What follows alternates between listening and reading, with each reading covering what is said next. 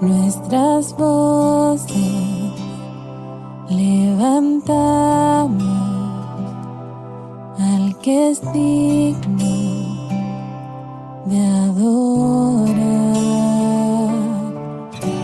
Eres, Señor, el Salvador, Dios soberano, a ti te adoramos. Glorioso es mi Redentor y Rey. Tu nombre sobre todo es, nos has libertado, a ti te alabamos, amado Dios, el Salvador Jesús.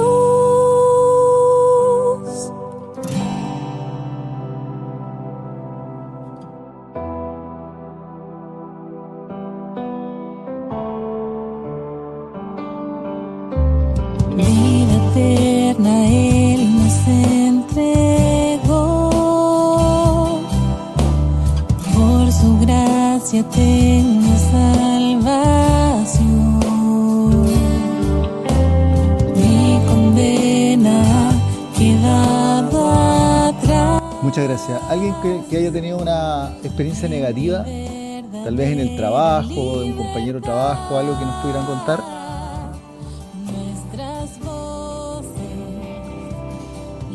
¿Alguna experiencia negativa que puedan compartir? Ok. Bien, en honor al tiempo, vamos a seguir con el tema.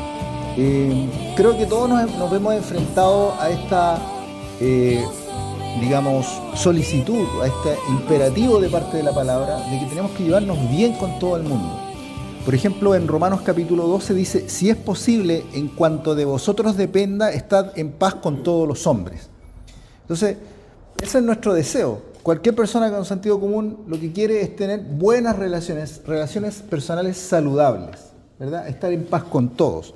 Por ejemplo, también en Romanos 12 dice: sed afectuosos unos con otros con amor fraternal, con honra daos preferencia unos a otros.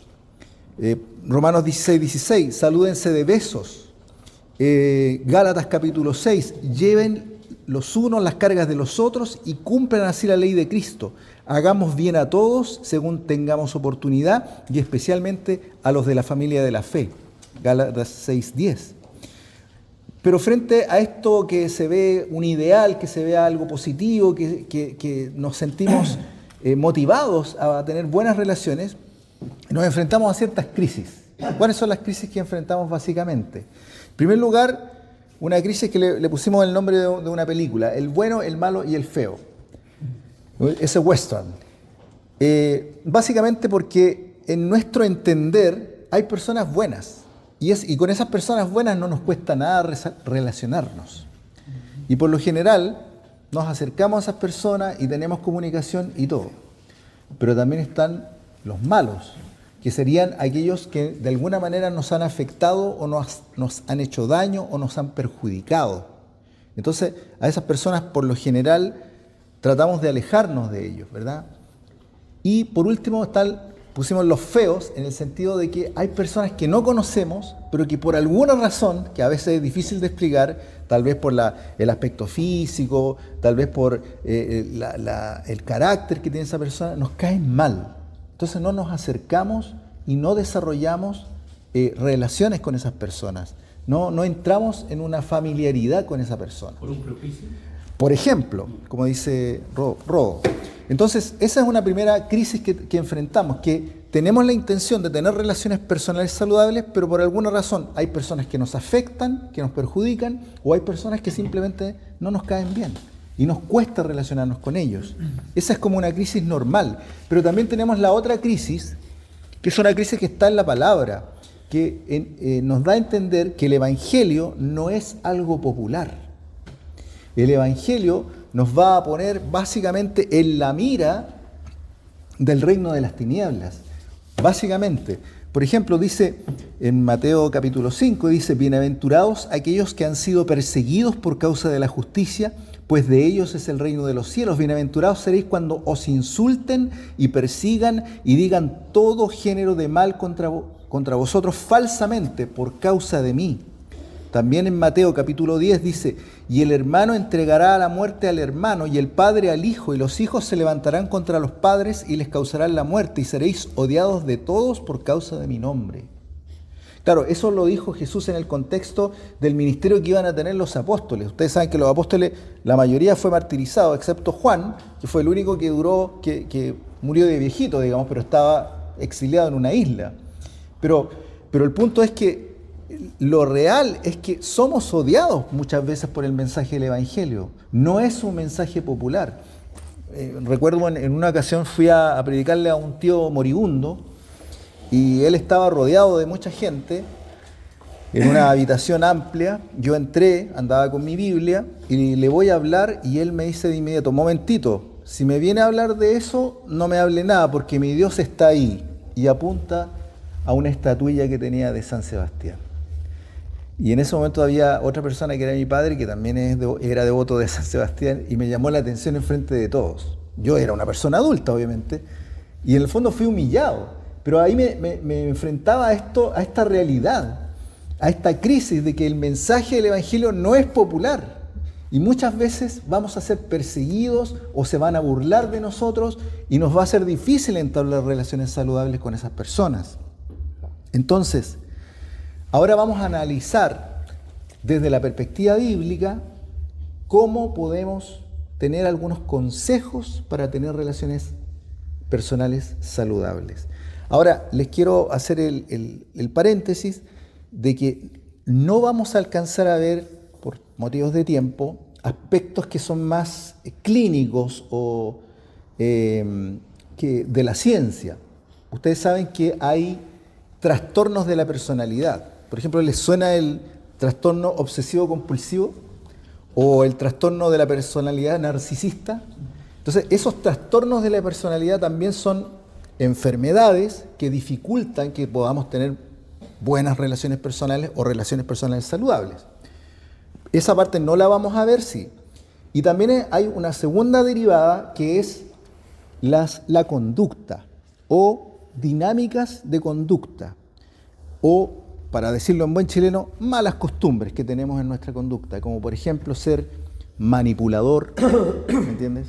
Hay gente que en su conversación, en su forma de actuar es muy manipuladora de las demás, con las demás personas. Entonces, ese tipo de conductas o malas costumbres también dificultan las relaciones. Pero en esta ocasión queremos darle énfasis a la palabra del Señor y ver algunos aspectos espirituales. Entonces vamos a estudiar la Escritura y nos vamos a concentrar en dos aspectos. Me van a perdonar que estoy un poquito rápido porque... ¿Qué me dice? Ya, dice que toman 30 minutos, aunque terminemos a las 1 de la mañana aquí. No te preocupes. La base de nuestra reunión es la predicación. Perfecto. Entonces, vamos a observar dos aspectos que son la relación personal que se da al interior de la deidad y las relaciones personales que tuvo Cristo en su encarnación. Entonces, tomando como modelo las relaciones personales que tiene la deidad y las relaciones personales que hizo Cristo durante su encarnación, vamos a sacar algunas lecciones. Entonces vamos con el primer punto, que es la relación personal al interior de la deidad. Y ahora quiero leer una cita de un teólogo muy importante del siglo XX, Martin Lloyd-Jones. Dice: el conocimiento de Dios es anterior a cualquiera de las bendiciones que podamos desear de Él. La meta de nuestra búsqueda y de toda nuestra adoración no debería ser la petición de ciertas bendiciones, debería ser conocer a Dios mismo. O sea, conocer al dador, no lo que Él da. ¿Entiendes? Y a veces nos confundimos un poco y como que nos concentramos mucho en lo que Él nos pudiera dar, pero no nos concentramos en su persona. Entonces, más que concentrarnos en la doctrina del pecado, la doctrina de la iglesia, la doctrina de la Biblia, lo importante es concentrarnos en la doctrina de Dios. La doctrina de Dios es, en el Instituto Bíblico, es la teología propia, ¿verdad? Y la doctrina de Dios es muy importante porque nos permite entender los atributos de Dios, las características del ser de Dios, nos permite conocer la naturaleza de Dios, ¿de acuerdo? Y cuando conocemos más a Dios podemos adorarle en espíritu y en verdad y con mayor propiedad, porque le conocemos, sabemos cómo es Él, cómo actúa Él, cómo es su carácter, ¿me entienden? Entonces por eso es importante que nos aboquemos a ese estudio. Por ejemplo, algunos atributos de Dios, su espiritualidad. Dios es espíritu, o Él no tiene limitaciones, es infinito, es eterno, es autoexistente. Todo eso se estudia en el Instituto Bíblico. Los atributos omni, ¿se acuerdan? El omnisciente, el omnipresente y el omnipotente, ¿verdad? Pero hoy día nos vamos a concentrar en dos atributos de Él que tal vez no son tan estudiados, pero son importantes y son muy importantes para esto que estamos conversando de las relaciones personales saludables. Son el atributo de la personalidad y el atributo de la Trinidad. Vamos a hablar de la personalidad de Dios. Entonces, este mismo teólogo Lloyd Jones dice, una característica del ser esencial de Dios es la personalidad. El término en sí no se encuentra en la Biblia, pero está implícito en ella. ¿Qué significa personalidad? La personalidad existe donde hay mente, donde hay inteligencia, donde hay voluntad, donde hay razón, donde hay individualidad, conciencia y determinación. Entonces, si vemos que Dios tiene todos estos elementos, mente, inteligencia, voluntad, razón, individualidad, conciencia y determinación, podemos decir que hay personalidad y podemos decir que la Biblia afirma que Dios es una persona. Y con una persona, ¿qué podemos hacer? Relacionarnos, comunicarnos, ¿verdad? Conocerlo. Qué importante lo que dice Richard. Entonces, por ejemplo, en el Salmo 115, el salmista se está burlando de los ídolos. Escuche, esto usted lo ha leído, pero es interesante que lo observemos. Dice, tienen boca y no hablan. Salmo 115, del 5 al 7. Tienen boca y no hablan, tienen ojos y no ven, tienen oídos y no oyen, tienen nariz y no huelen, tienen manos y no palpan, tienen pies y no caminan, no emiten sonido alguno con su garganta. Es una burla de los ídolos, ¿verdad? Porque aparentan ciertas habilidades que no las tienen, pero Dios sí habla, Dios sí se comunica, Dios sí ve, Dios sí palpa, Dios sí actúa, Dios es una persona. ¿Se dan cuenta? No es un ídolo inanimado, es una persona con la cual podemos relacionarnos. Recuerden que estamos estudiando el atributo de la personalidad de Dios. Entonces, voy a ir rápido con esto. Ahora vamos a hablar de la Trinidad. Todos tenemos un concepto de la Trinidad de Dios. Por ejemplo, en Génesis 1:1 dice, en el principio Dios, ¿verdad? Creó los cielos y la tierra. Y el versículo 2 dice, y el Espíritu de Dios se movía sobre la superficie de las aguas. Ya está hablando de dos. Está hablando de Dios y está hablando del Espíritu de Dios. Y además se da esta paradoja de que la palabra Dios está en plural. Es Elohim. Y esa palabra, en otros versículos de la Biblia, se traduce dioses, porque está en plural. Pero entonces, ¿son más de un Dios? ¿Son varios dioses? Es la pregunta, ¿verdad? Luego Juan, en su evangelio, en el primer versículo, ¿qué dice? En el principio existía el verbo, y el verbo estaba con Dios, y el verbo era Dios. Él estaba en el principio con Dios. ¿Qué nos está diciendo Juan? Nos está diciendo que no solo estaba Dios, no solo estaba el Espíritu de Dios, sino que también estaba el verbo. No eran dos, eran tres. Eran tres los que estaban ahí en la creación, en ese acto de creación. Entonces, nosotros somos monoteístas, ¿verdad? Eso es un punto importante. Creemos en un solo Dios, como dice la Escritura. Por ejemplo, en Deuteronomio capítulo 6, verso 1 y 2, dice, escucha, oh Israel, el Señor es nuestro Dios, el Señor uno es. Después dice, por ejemplo, en Isaías 45, yo soy el Señor y no hay ningún otro fuera de mí, no hay Dios. Dios es uno, es un solo Dios. Y esta es la clave para entender correctamente la Trinidad. Dios es un solo ser. Lo que pasa es que este ser tiene tres personalidades, el Padre, el Hijo y el Espíritu Santo.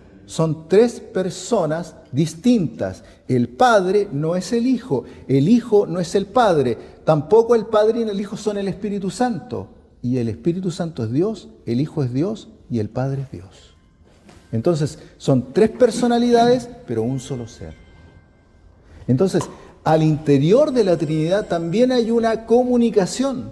Por ejemplo, vemos que Jesús en Mateo está hablando con el Padre, le dice: Padre, te alabo, porque escondiste estas cosas de los sabios y entendidos y las revelaste a los niños. Todo lo mío es tuyo, todo lo tuyo es mío. Nadie conoce al Padre sino el Hijo, ni nadie conoce al Hijo sino el Padre. Y también dice que Jesús da a conocer al Padre a la persona que Él decide darle a conocer. Entonces, ahí vemos una muestra de una comunicación entre el Padre y el Hijo. Y no solo una comunicación, sino una familiaridad. ¿Me entiende? Una mancomunidad. Ellos están unidos en un mismo objetivo. Y también hay relaciones con el Espíritu Santo, relaciones personales con el Espíritu Santo. Dice la Escritura que el Espíritu Santo procede del Padre. Y también dice, por ejemplo, en Romanos 8:9 dice: pero si alguno no tiene el Espíritu de Cristo, el tal no es de Él. Por lo tanto, hay una relación también de procedencia de Cristo. El Espíritu es de Cristo, pero también es el Espíritu del Padre. ¿Se dan cuenta? Entonces, ¿qué lecciones podemos sacar de estos dos atributos que acabamos de ver, que son la personalidad y la Trinidad de Dios? Obviamente que el hombre debe relacionarse con la persona de Dios. El hombre debe tener una relación personal con Dios. Eso es lo que queremos. O eso es lo que quiere Dios con nosotros. Hay un pasaje que también está en Mateo, que es la gran invitación, ¿se acuerdan? Que dice: venid a mí todos los cargados y cansados. Y hay un título ahí que dice la gran invitación, pero en realidad no es una invitación, es una orden. Venid a mí todos. Eso es lo que Dios quiere. Quiere que tengamos una relación personal con Él, que nos enyuguemos con Él, que seamos partners, que seamos asociados con Él. ¿Se da cuenta? Es una relación personal. Y también eso nos enseña que si tenemos que relacionarnos con Dios, también tenemos que relacionarnos con nuestro prójimo, con nuestros hermanos, con nuestra familia, con nuestros compañeros de trabajo. Tenemos que trabajar en equipo porque hemos sido diseñados para trabajar en equipo, para trabajar en comunidad, ¿verdad? Aquí hay un liderazgo, no es uno solo. Hay varias personas que están colaborando. Hay varias personas que se están preocupando de servir, de preparar los juegos, de preparar la grabación, de preparar el mensaje, de preparar la charla. O sea, es un equipo de trabajo. Y esa es la lección que tenemos que sacar de estos atributos de la personalidad de Dios y de su Trinidad. Ahora pasemos a las relaciones que entabló Cristo durante su encarnación.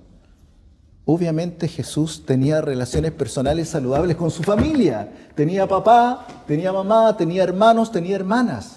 También Juan el Bautista era pariente de Jesús. No sabemos qué parentesco era, no lo dice la Biblia. Los antiguos dicen que eran primos hermanos, pero la verdad no lo sabemos. Pero eran parientes y probablemente, así como María cuidó a Elizabeth durante 3 meses, es probable que después estos niños hayan jugado juntos. Después Juan el Bautista, cuando Jesús viene a bautizarse, él dijo: yo no le conocía, dijo. Pero en realidad él está hablando de su mesianidad. Tal vez él no se había percatado, no había reparado de que ese niño con el que jugaba era el Mesías. Y era lo mismo que le había pasado a los hermanos y hermanas de Jesús, que vivieron toda su vida con él y nunca supieron que era el Mesías.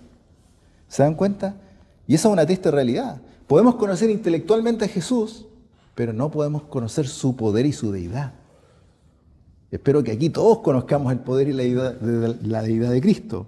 Pero bueno, hablando de su relación saludable con su familia, tenemos que entender que Jesús era el hermano mayor. Y si José ya no estaba, cuando Jesús inicia su ministerio público, debemos suponer que José había fallecido. Y si José había fallecido, ¿quién tenía que tomar ahí el sustento económico? Probablemente Jesús heredó el oficio de su padre, ser carpintero, y por lo tanto se preocupó de que hubiera un sustento familiar. Y estuvo hasta los 30 años ahí preocupado de eso. Podría él, hasta de los 12 años, podría haber comenzado su ministerio. ¿O no se acuerdan que a los 12 años él ya le daba cátedra a los escribas y los fariseos en el templo? Él tenía la capacidad y el conocimiento desde antes, pero él eligió preocuparse por su familia y por el sostén de su familia y de su madre. Y seguramente cuando ya vio que sus hermanos estaban en capacidad de tomar esa administración, entonces él inicia su ministerio público, ¿verdad? Entonces tenía unas buenas relaciones con su familia sanguínea. También tenemos el caso de los judíos, sus hermanos, su pueblo, el pueblo israelita. Cuando él manda a los discípulos, dice: no vayan por camino de gentiles, no entren en ninguna ciudad de los samaritanos, sino vayan más bien a las ovejas perdidas de la casa de Israel. O sea, él estaba preocupado por sus hermanos. Él quería que su pueblo retomara el camino. Ojo que dice, las ovejas perdidas de Israel. Eran su pueblo, pero él entendía su condición espiritual. Él amaba a su pueblo y quería que su pueblo viniera a él. Eso lo leí en Mateo capítulo 10, versos 5 al 8. Entonces tenía también una relación personal con su pueblo. Entonces, también él tenía discípulos. Esas son relaciones personales saludables con amigos. En Juan 15:15, Jesús le dice a sus discípulos: ya no os llamo siervos, porque el siervo no sabe lo que hace su Señor, pero os he llamado amigos, porque os he dado a conocer todo lo que he oído de mi Padre. O sea, esa relación íntima que Jesús tenía en la Trinidad con su Padre, ahora Él quiere replicarla con sus discípulos, con sus amigos. Y eso se transmite a nosotros. También Dios quiere que tengamos esa relación íntima con Él, en que Él nos dé a conocer todo lo de su Padre. Tenemos que darle esa oportunidad. Tenemos que tener nuestras Biblias y diariamente darle la oportunidad al Espíritu Santo para que nos hable de ese conocimiento del Padre, de esa teología propia, para que adoremos a Dios verdaderamente en espíritu. ¿Sabe? Jesús también tuvo relación con mujeres, con desvalidos, con gentiles. Eso usted lo sabe. Por ejemplo, en el caso de la mujer, dice ahí en Mateo 27:55, dice que y muchas mujeres que habían seguido a Jesús desde Galilea para servirle, estaban allí mirando de lejos. Muchas mujeres. O sea, las mujeres estaban ahí presentes. Fue una mujer la primera persona que vio a Cristo resucitado, ¿verdad? Entonces, cuando habla con la samaritana también, le da un espacio, y los discípulos cuando ven a Jesús, dice que se admiraron de que hablara con una mujer. Juan 4:27, se admiraron de que hablara con una mujer. O sea, el trato que tenía Jesús con las mujeres no era como ciudadanas de segunda clase. Les daba mucha importancia, las reivindicaba. Y también le daba importancia a los desvalidos, cojos, leprosos, ciegos, sordos, tullidos, lunáticos, todos los desvalidos. Jesús no los miraba de lejos, no los miraba de reojo, se preocupaba de ellos, los sanaba. Tenía una buena relación con los desvalidos y con los gentiles. Claro, él quería ir a su pueblo, pero también le dio espacio a los gentiles. ¿Se acuerdan de que había un centurión romano? Ese centurión le pidió que por favor sanara a su siervo. Y Jesús lo hizo. Y también hay un pasaje donde una mujer extranjera, Ciro-Fenicia, también le pidió que sanara a su hija y Jesús lo hizo. Entonces también tenía una relación saludable con los no judíos. Tenía una relación con sus simpatizantes también. Había muchas personas que eran simpatizantes de Jesús, partiendo por Judas. Era un simpatizante. no creía realmente en el Mesías, pero le gustaba lo que escuchaba y se camufló y estaba ahí entre medio de los 12. Era un simpatizante. Pero no solo él. Por ejemplo, voy a leerles Juan capítulo 6, dice: porque Jesús sabía desde el principio quiénes eran los que no creían y quién era el que le iba a traicionar. Y decía: por eso os he dicho que nadie puede venir a mí si no se le ha concedido el Padre. Como resultado de esto, muchos de sus discípulos se apartaron y ya no andaban con él. Simpatizantes, pero que no creían realmente en él. Jesús no los apartaba, no los echaba. Él tenía la esperanza de que se transformaran en creyentes más que en simpatizantes. Tenía una buena relación con ellos. En el contexto moderno son todas aquellas personas que nos rodean, vecinos, colegas de trabajo, compañeros de clases y personas que se comunican frecuentemente con nosotros y que dicen creer en Dios, pero ellos se limitan solamente a un conocimiento intelectual. También Jesús tenía una relación con la iglesia, con los creyentes. Y esa relación nosotros sabemos que es de carácter matrimonial. Por ejemplo, ahí en Efesios capítulo 5, verso 28 en adelante dice: así también deben amar los maridos a sus mujeres como a sus propios cuerpos. El que ama a su mujer, a sí mismo se ama. Porque nadie aborreció jamás su propio cuerpo, sino que lo sustenta y lo cuida, así como también Cristo a la iglesia. ¿Qué hace Cristo con la iglesia? La sustenta y la cuida como su esposa. Tiene una relación personal saludable con su cónyuge, con su esposa. También es un ejemplo para nosotros. Entonces, hay una relación que no es tan saludable que tenía Jesús, que era la relación con sus detractores, con sus enemigos, con los fariseos y los escribas que permanentemente le estaban criticando. Mateo capítulo 9 dice: y algunos de los escribas decían para sí: este blasfema. En Mateo 12: pero cuando los fariseos salieron, se confabularon contra él para ver cómo podían destruirle. Jesús había sanado a un hombre que tenía su mano seca. Lo había hecho el día sábado. Y ahí había habido una controversia porque los fariseos decían: no, pero ¿cómo está sanando en el día de reposo? Y Jesús les enseñó que se podía sanar y hacer el bien en el día de reposo. Pero ellos se sintieron humillados y como eran enemigos de Cristo, se confabularon para ver cómo podían destruirle. O sea, Jesús está iniciando su ministerio y ya está sentenciado por esta gente. Entonces, podríamos decir que esta relación con estos detractores no era saludable, especialmente para Jesús, que finalmente por esas conspiraciones terminó en la cruz. Pero vamos a ver al final de este mensaje cómo podemos transformar una relación no saludable en saludable. ¿De acuerdo? Acuérdenme, por favor, si se me olvida. Ok. Entonces, ¿cuáles son las lecciones de las relaciones que entabló Jesús? Tenemos que mantener relaciones saludables con nuestra familia, pero sabemos que también a veces la cosa se nos pone difícil. A veces tenemos dificultades con nuestros cónyuges, ¿verdad? Entonces, ¿cuál es el principio cuando tenemos un miembro de nuestra familia que está en contra de nosotros y que nos hace la vida imposible?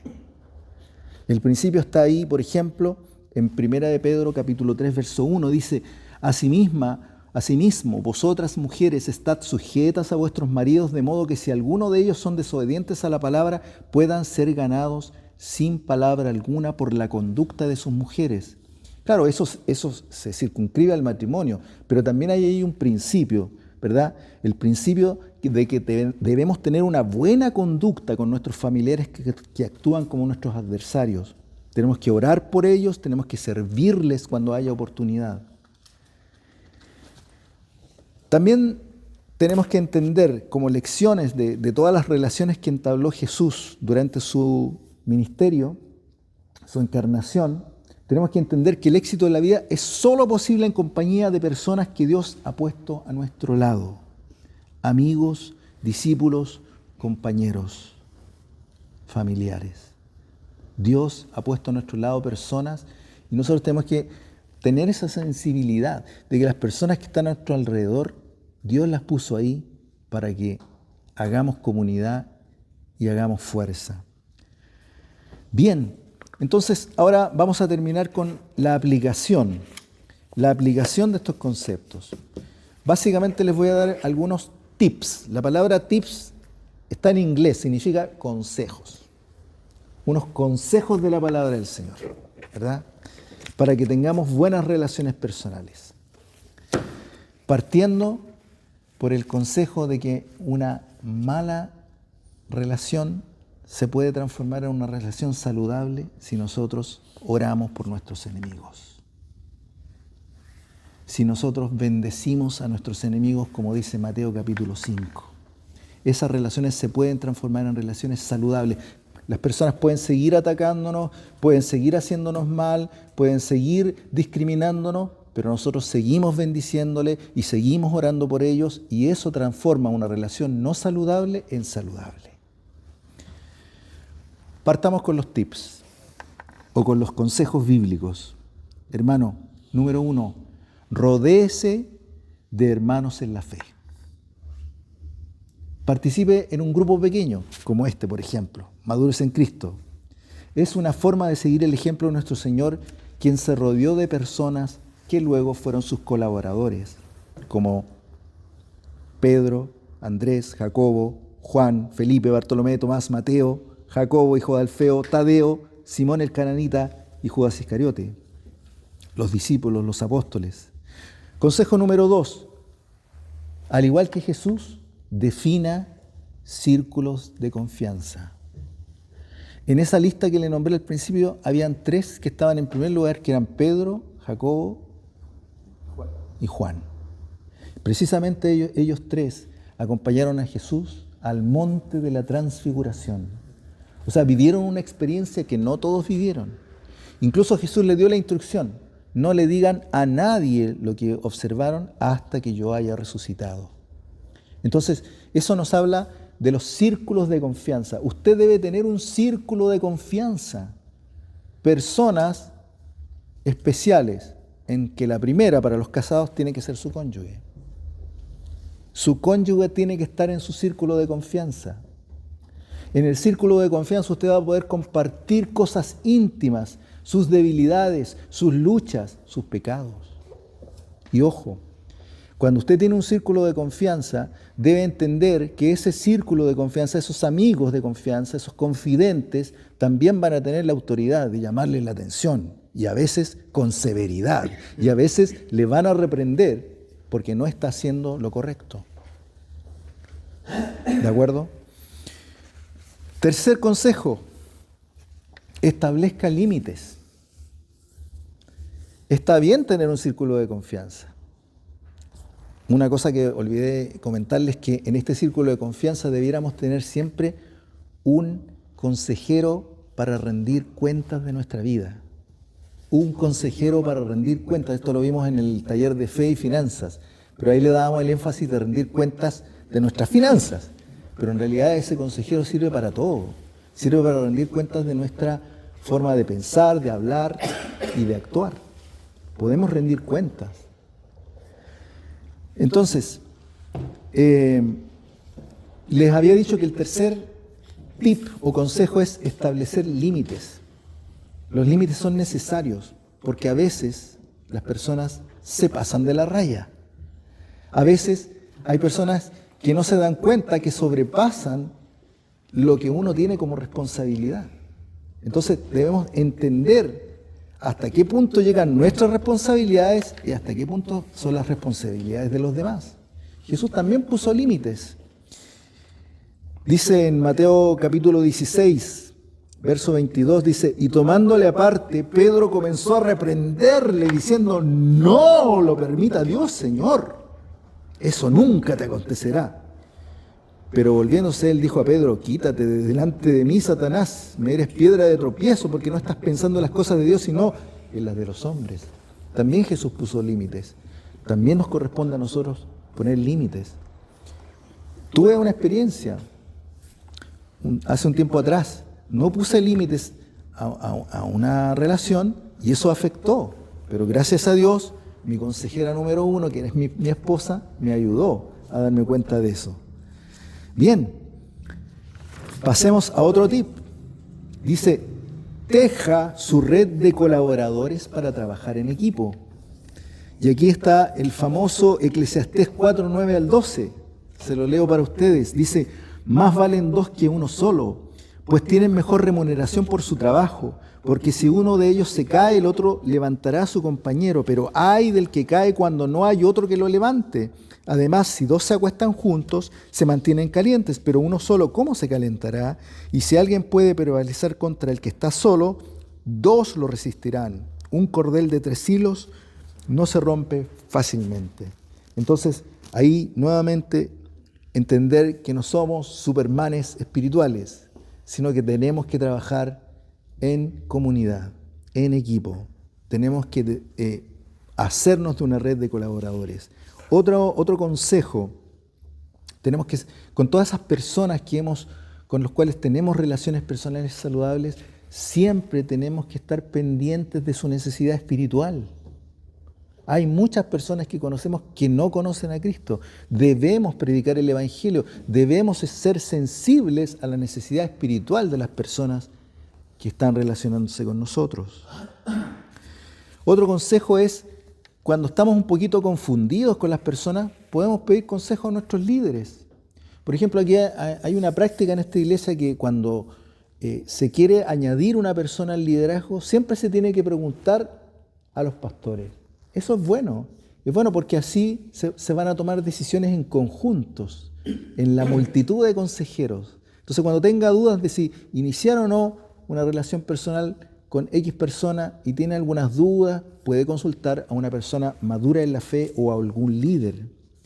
Otro consejo para tener relaciones saludables es que usted, con las personas que se está relacionando, practique un trato familiar.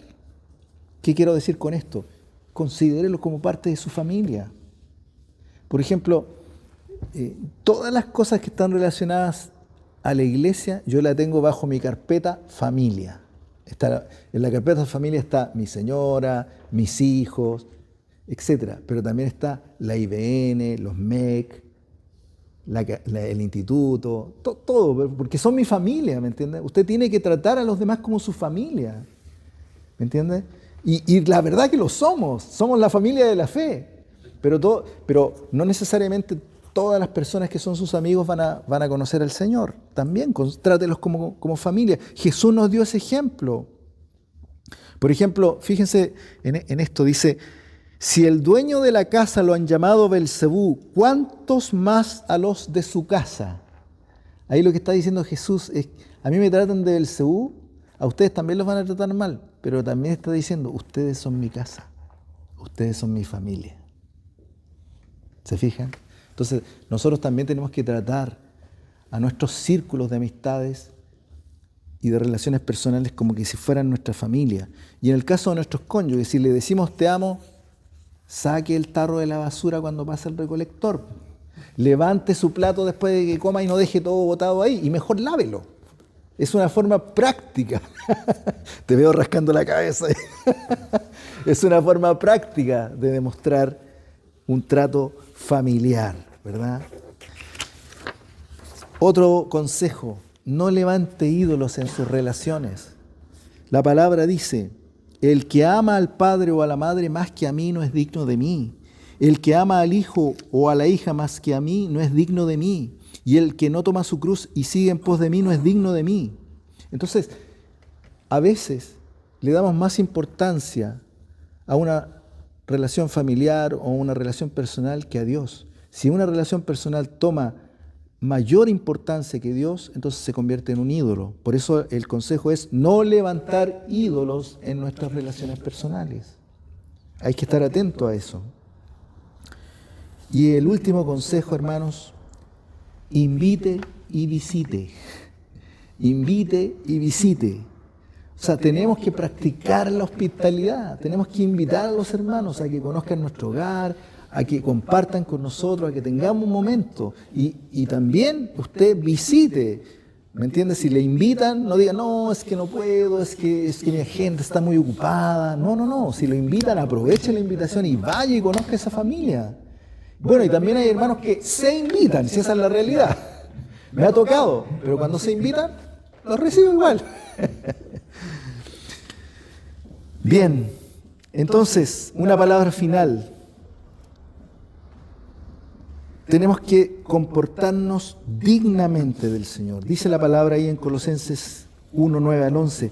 Por esta razón también nosotros, desde el día que lo subimos, no hemos cesado de orar por vosotros y de rogar que seáis llenos del conocimiento de su voluntad en toda sabiduría y comprensión espiritual, para que andéis como es digno del Señor, agradándolo en todo, dando fruto en toda buena obra y creciendo en el conocimiento de Dios. ¿Qué significa ser digno para Dios? Significa comportarse a la altura de lo que se espera de nosotros. ¿Y qué se espera de nosotros? Se espera que entablemos relaciones personales saludables. Y para ello podemos seguir todos los consejos de la palabra del Señor y el ejemplo de la Trinidad y de la personalidad de Dios. Como les dije al principio, hay varios factores. Ahora vimos factores que obtuvimos, extrajimos de la palabra del Señor. Por eso le llamamos factores espirituales, porque fueron extraídos de la Biblia. Pero también hay otros factores que son, como ya dijimos, los trastornos, factores patológicos que son trastornos de la personalidad y factores conductuales, ¿verdad? Que esos no tenemos tiempo de verlos. Pero si usted tiene intención de meterse más en el tema, en este material, que también va a estar a disposición de ustedes, hay una lista de todos los trastornos de la personalidad paranoide, personalidad obsesiva compulsiva, personalidad evitativa, etc. Y también están algunas descripciones de conductas que, como decíamos al principio, son malas costumbres que a veces dificultan las relaciones personales saludables. Ahora bien, hay que tener la siguiente, con esto termino, la siguiente advertencia. Puede ser que una persona tenga un trastorno de la personalidad, pero si esa persona está bajo terapia, es posible tener relaciones saludables con esa persona. Y en segundo lugar, otra advertencia. No siempre que no podamos entablar una relación personal saludable con una persona, significa que esa persona tiene un trastorno de personalidad, ¿me entiende? Puede ser otra razón, puede ser un problema de conducta mía, puede ser un problema de conducta de la persona, ¿me entiende? Puede que yo lo estoy colocando en la categoría de los malos, la categoría de los feos, ¿me entiende? Y no de los buenos. O sea, no necesariamente hay un trastorno de personalidad, sino que a veces las relaciones personales son un desafío que nosotros como cristianos y bajo la luz de la palabra tenemos que abordar. El desafío de las relaciones personales saludables. Que Dios les bendiga. Todo es, nos has librado.